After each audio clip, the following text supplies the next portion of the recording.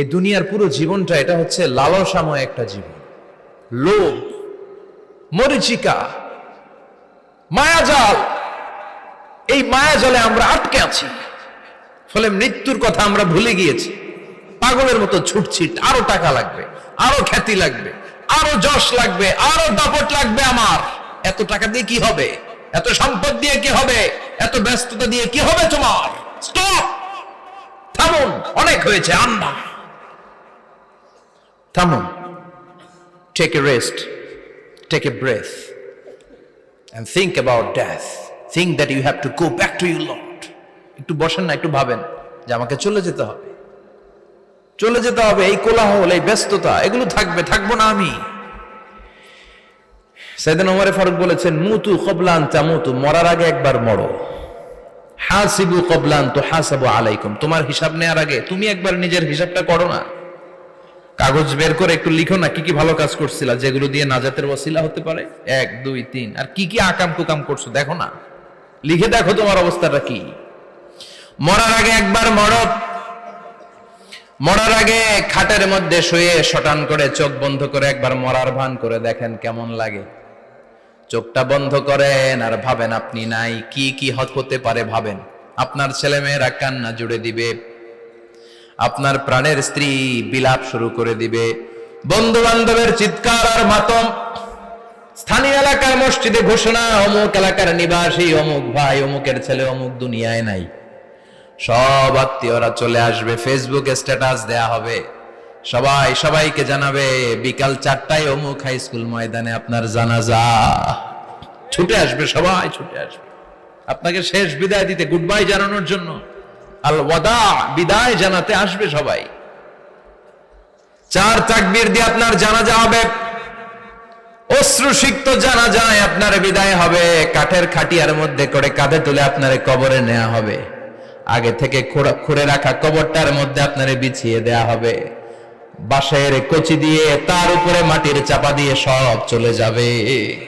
ভাবেন না একবার চোখ বন্ধ করে, this is the circle of life, this is the nature of life. এটা সবার হবে, আমার হবে, আপনার হবে। এত মায়া, এত ভালোবাসা কই যাবে? কেউ থাকবে না, সবাই আপনার অন্ধকার কবরে রেখে দিয়ে চলে আসবে। উপরে বাঁশের কঞ্চি, তার উপরে মাটির চাপা, অন্ধকার আর অন্ধকার। এই অন্ধকার যেন শেষ হতে চায় না, শুধুই অন্ধকার, ঠিক কিনা? এজন্য আমাদের চলে যেতে হবে। দাদা গেল, চাচা গেল, মামা গেল, আমাদেরকেও যেতে হবে, জোরে কোন ঠিক কিনা? একদিন মাটির ভেতরে হবে ঘরে মন আমার, কেন বন্ধ দালান ঘর, প্রাণ পাখি উড়ে যাবে পিঞ্জর ছেড়ে।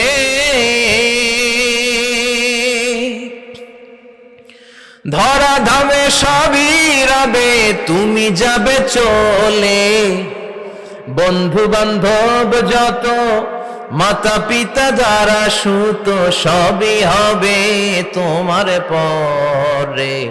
মন আমার কেন বন্ধ দালান ঘর, একদিন মাটির ভেতরে হবে ঘরে মন আমার, কেন বন্ধ দালান ঘর, ঠিক কিনা? সব করে থাকবে, চলে যেতে হবে আমাদেরকে।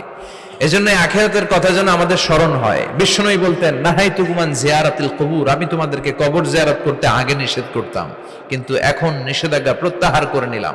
এখন সব সময় তোমরা কবরের সামনে যাবা আর জিয়ারত করবা। কবরস্থানে জানতো বড়ুয়া কৃষ্ণপুরের এই গ্রামের কবরস্থান আছে কোন দিকে?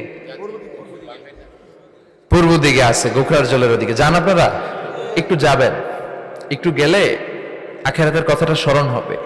ওখানে ছোট শিশুরা শুয়ে আছে, কিশোর যুবকরা আছে, আপনার মতো তাগড়া যুবক, মুরব্বীরা আছে। এরা এই এলাকায় থাকতো, এরা আকাশ থেকে নেমে আসে না, এই এলাকার সন্তান, আজ নাই। একটা সার্টেন পিরিয়ড শেষে আপনিও থাকবেন না। This is the nature of life, this is the circle of life. ছোট্ট শিশু হয়ে এসেছিলেন, শৈশব, কৈশোর, যৌবন, প্রৌঢ়ত্ব। আগে ছিলেন সিঙ্গেল, বিয়ে করে হয়ে গেলেন ডবল।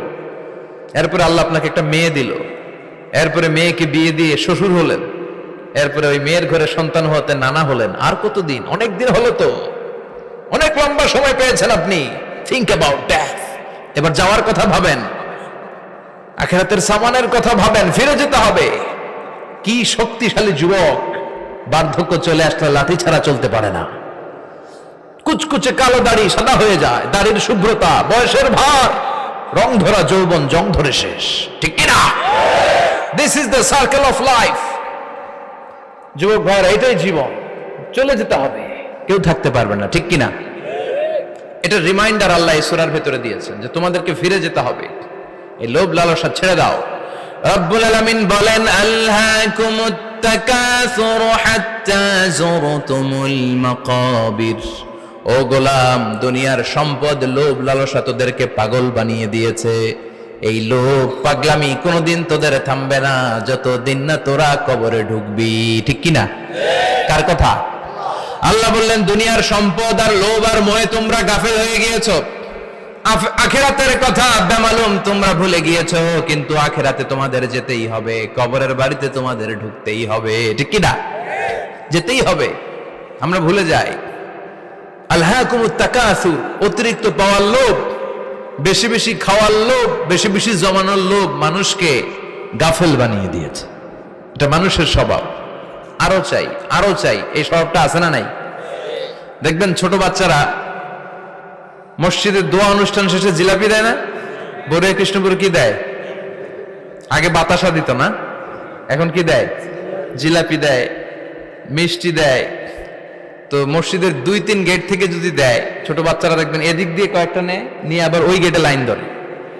ওর হাত হলো ছোট হাত, ওর হাত ভর্তি জিলাপি, আর নেওয়ার জায়গা না, এরপর আরেক জায়গায় লাইন ধরছে, আরো লাগবে, আরো লাগবে, এই আরো আরো আরো চাই।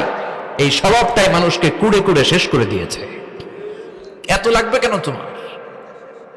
চাহিদার কোনো শেষ নাই, unlimited demand of human being. যার আছে বেশি তার চাই বেশি, যার সাইকেল আছে তার হুন্ডা চাই, হুন্ডা আছে তো প্রাইভেট কার চাই, প্রাইভেট কার আছে তো প্লেন চাই, প্লেন আছে তো হেলিকপ্টার চাই, হেলিকপ্টার আছে তো ওইটা চাই, ওইটা আছে তো সেটা চাই, ঠিক কিনা? এলাকার মেম্বার যে হয়েছে চেয়ারম্যান হতে চায়, আছে না নাই? চেয়ারম্যান সাহেব এমপি হতে চায়, আছে না নাই? এমপি সাহেব মন্ত্রী হতে চায়, আছে না নাই? মন্ত্রী সাহেব প্রধানমন্ত্রী হতে চায়, আছে না নাই? কিন্তু এই দেশে সুযোগ নাই, কথা কন। এই দেশে প্রধানমন্ত্রী সিলেক্টেড, 2-3 জনের বাইরে কেউ প্রধানমন্ত্রী হইতে পারবি না, ঠিক কিনা? আমার এই জীবনে তো আমি 2-3 জনই দেখলাম। বেগম খালেদা জিয়া, মাননীয় প্রধানমন্ত্রী শেখ হাসিনার ছোট্টবেলা দেখেছি এরশাদকে, আমরা তখন ছোট। তো মানুষের চাহিদার কোনো শেষ নাই, যার আছে বেশি তার চাই বেশি। এজন্য বিষ্ণু বলেছেন, উনজুরু ইলা মান হুয়া আসফালা মিন, তোমার চেয়ে যে খারাপ আছে ওর দিকে তাকাও। ওয়ালা তানজুর মান হুয়া আ'লা মিন, তোমার চেয়ে যে ভালো আছে ওর দিকে তাকায়ও না, তোমার চেয়ে যে খারাপ অবস্থানে আছে ওর দিকে তাকাও। অনেকে নিজের অবস্থান নিয়ে সুখী না, এরকম আছে না নাই? আল্লাহ আমার এটা দিল না রে, ওইটা দিল না রে, পাইলাম না রে, কিচ্ছু হয় না, কি করব জীবনে, হতাশ। আসলে আছে কিন্তু অনেক, কিন্তু শুকরিয়া নাই, ডাকাত, ঠিক কিনা? নিজের অবস্থান নিয়ে সুখী না, কিন্তু অনেক লোক আছে তারা আপনার অবস্থানে পৌঁছতে চায়। তাদের দিকে তাকিয়ে দেখেন, আপনি যে অবস্থানে আছেন এই অবস্থানে পৌঁছাটা অনেকের কাছে স্বপ্ন। তারা প্রতিনিয়ত সংগ্রাম আর স্ট্রাগল করে যাচ্ছে আপনার অবস্থানে পৌঁছতে, আর আপনি এটা নিয়ে সন্তুষ্ট না। শেখ সাদির নাম শুনেছেন? বালাগাল উলা কাশাফাত দুজা, এই কবিতাটার রচয়িতা ইরানের বিখ্যাত এক কবি।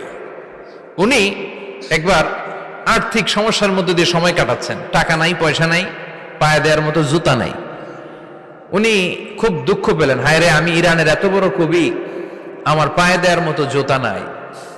দুঃখ ভরা মন নিয়ে রাস্তায় হাঁটতে বেরোলেন। হাঁটতে হাঁটতে হঠাৎ দেখলেন একটা লোক শুয়ে শুয়ে কাঁদছে, ওই লোকটার 2টা পাই নাই, পাই নাই। উনি সেজদায় পড়ে গেলেন, আল্লাহর কাছে ক্ষমা চাইলেন, আল্লাহ অনেক দিয়েছো, শুকর আলহামদুলিল্লাহ। এজন্য যেই পরিস্থিতিতেই থাকি না কেন আমরা কি পড়বো? জোরে বলেন, কি পড়বো? এজন্য কানাতু মিনাল ইসলাম, অল্পে তুষ্ট থাকার নাম হলো ইসলাম। সম্পদ লাগবে কিন্তু সম্পদের পাহাড় লাগবে না, ঠিক কিনা? অল্প খান, অল্প পড়েন, অল্প জমান, অল্পের ভেতরে বরকত ঢুকাইয়া দিছে কে? দেখবেন যাদের সম্পদ অল্প তারা সুখী বেশি। জরিপে এটা দেখা গিয়েছে, অনেক সার্ভেতে এটা এসেছে, যারা সম্পদশালী এরা দুঃখী বেশি। এদের দুঃখ বেশি, টেনশন বেশি, খুব স্বাভাবিক। টাকা যার বেশি, রোগ তার বেশি। টাকা যার বেশি, টেনশন তার বেশি। টাকা যার বেশি, ঘরে শান্তি তার কম। আছে না নাই? ঘরের ভেতরে অশান্তি, ছেলে কথা শোনে না, ছেলে টানে গাঞ্জা, মেয়ে করে পরকিয়া। আছে না নাই? স্ত্রী কথা শোনে না, ভালোবাসা নাই, ঘরটা জাহান্নামের টুকরা। রোগ বালাই, এক একটা হসপিটাল বিল পরিশোধ করতে মাসে 5 লাখ 10 লাখ। আছে না নাই? কিছু খেতে পারে না, ডাক্তার একেবারে ডায়েট মেনু বেঁধে দিয়েছে। Diet, very diet menu. এটা এটা এটা এটা কিছুই খাবেন না, শুধু গরু খাবেন না, খাসি খাবেন না, চিংড়ি খাবেন না, খালি ঘাস খাবেন। ইচ্ছে মতো ঘাস খাবেন, মানে ঘাস জাতীয় যত আইটেম আছে সব খাবেন। শাক খাবেন, সবজি খাবেন, সালাদ খাবেন। গরু, চিংড়ি, মুরগি, গোশত, ইলিশ কিছু খেতে পারে না। তাহলে রোগ বেশি, খাওয়ার মজা নাই, ঘরে সাংসারিক শান্তি নাই, খালি ব্যারাম আর ব্যারাম। ঠিক কিনা? কিন্তু সম্পদের পাহাড় ঘটেছে।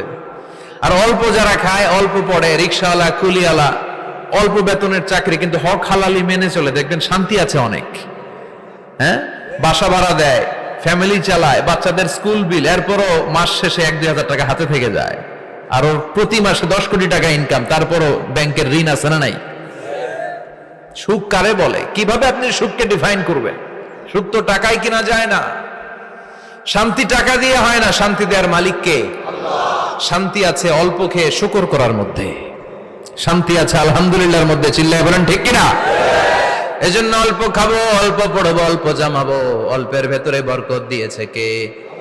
দেখেন, ধনী ভাইরা খেতে পারে না, কিন্তু রিক্সাওয়ালার কি সমস্যা হয়? রিক্সাওয়ালারা সব খেতে পারে। কুলিওয়ালা, দিন মজুর, এরা একেবারে স্লিম, সুঠাম দেহি, মেদহীন পেট, পেটে কোনো মেদ নাই, ভুড়ি নাই। আর কোটিপতিদের মেদ আছে না নাই? এত বড় বড় পেট। ঠিক কিনা? আমাদেরও পেট আছে, তবে হালাল পেট। এটা হারাম টাকা দিয়ে এই ভুড়ি বানাই নাই আমরা। চিল্লায় বলেন ঠিক কিনা?